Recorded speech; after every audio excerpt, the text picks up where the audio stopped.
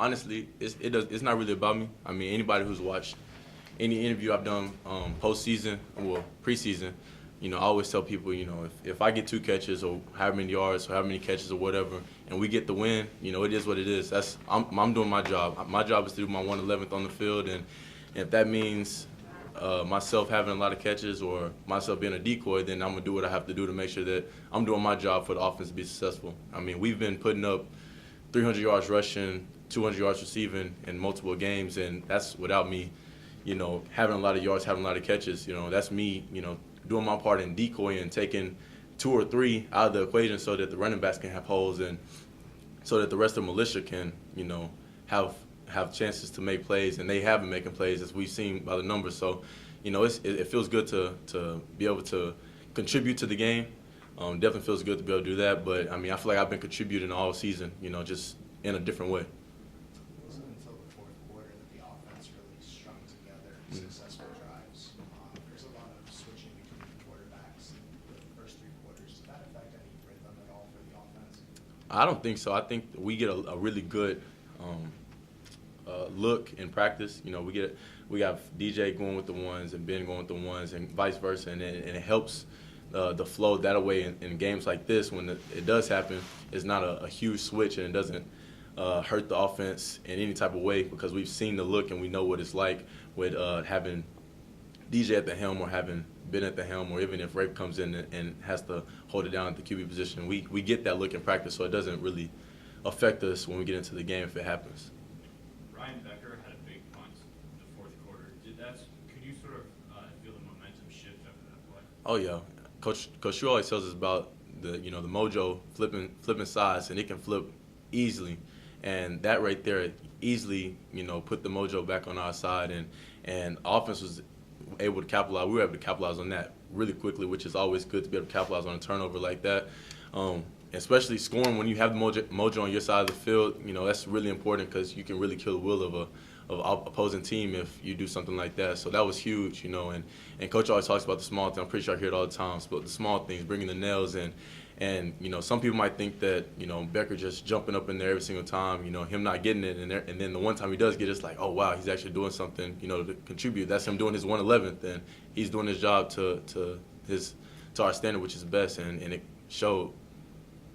Coach Morris was saying that as pleased as he was with the way you all played in the fourth quarter, he wasn't thrilled with the third quarter, and he said the first half was a little lethargic too. Is that the kind of thing that you and your teammates can see during warm-ups or even in the days leading up to a game? Do you have any indication if it's going to be a little slow coming out of the gate like that? Honestly, it kind of caught a lot of us off guard because we've had a great week of practice. This morning was great. The warm-ups were great, but, I think when you go into a game and things don't start clicking right away, it's kind of easy for a few, for a lot of people to fall back a little bit. But as Justin said, our culture is strong, and it's easy for us to be able to fall back on that. And we have a strong culture. If it slips, it's never a step back. It might be a setback, but it's never a step back, as Coach always says. And that's one thing that's huge about our culture. It allows us to, if we have a situation where we don't, play to our standard the first quarter, second quarter, or even the first couple plays or in a few drives, we're able to fall back on that culture, and that culture can propel us through and get us back to our standard to where we can compete at a high level. And what changed in the fourth? The mojo and the culture hit. The culture sunk in. I mean, we hit that wall to where the leaders had to get people together, get people to understand that we weren't competing at our standard, and if we didn't want to be in a dogfight all the way till the clock said 0, we were going to have to change something. And that's when you see the Ryan Becker, that's when you see the Shane Haley forced fumble and the Delano fumble recovery. That's when you see those things start to happen. You start seeing the culture set in, and those are the things that set into our culture because Coach always talks about finishing empty, and we, as y'all saw, we finished empty. The fourth quarter was huge for us, and that's everybody laying it out because we knew what we had to do to finish that game strong. Do you agree with Justin that this isn't a game that y'all would have won a year ago? I definitely agree because our culture was still trying to be solidified, and I think it's at the point now that we understand the culture so much and it's so embedded into us that we don't let small things affect us as much as it probably would have affected us a year ago.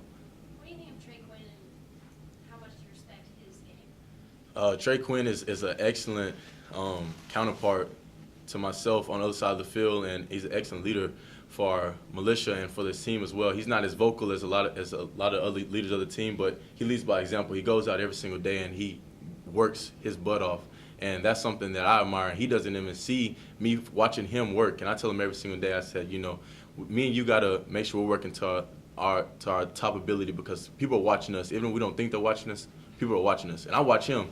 He might not know it, but I watch him because his work ethic is second to none on this team. And I think having a guy like that, to where he doesn't say much, but he goes out and works every single day, that's something that a lot of teams need. Somebody that everybody can just look at and say, this guy's going to show up every single day and give us his best. And if we don't have the energy, if we feel like we don't have the energy to compete today, we just look at him and he's going to give us the energy, because we see him competing and grinding every single day and giving it his best. Anything else for Courtland? How much friendly competition, I guess, is there between you and Trey or the rest of the receivers? Obviously, you both had a couple of touchdowns today, but Trey had 15 catches, but other weeks it's you or James Prochet or whoever it is. How much rivalry and friendship is there or competition is there within that room? I wouldn't say it's a rivalry or competition. It's just us pushing each other to be the best we can be. The militia is a strong group, and we know that in order for this offense to be successful, we got to make sure we're doing our part.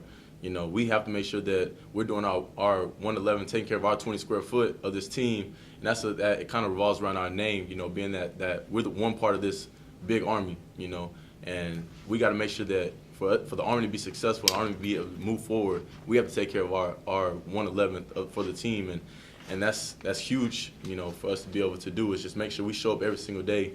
And make sure that nobody has to look at us and say, well, the receivers aren't carrying their weight. We want to make sure we show up every single day and we do our job to make sure the team is successful. Okay, thanks a lot, guys. Thank y'all. Thanks, Courtland.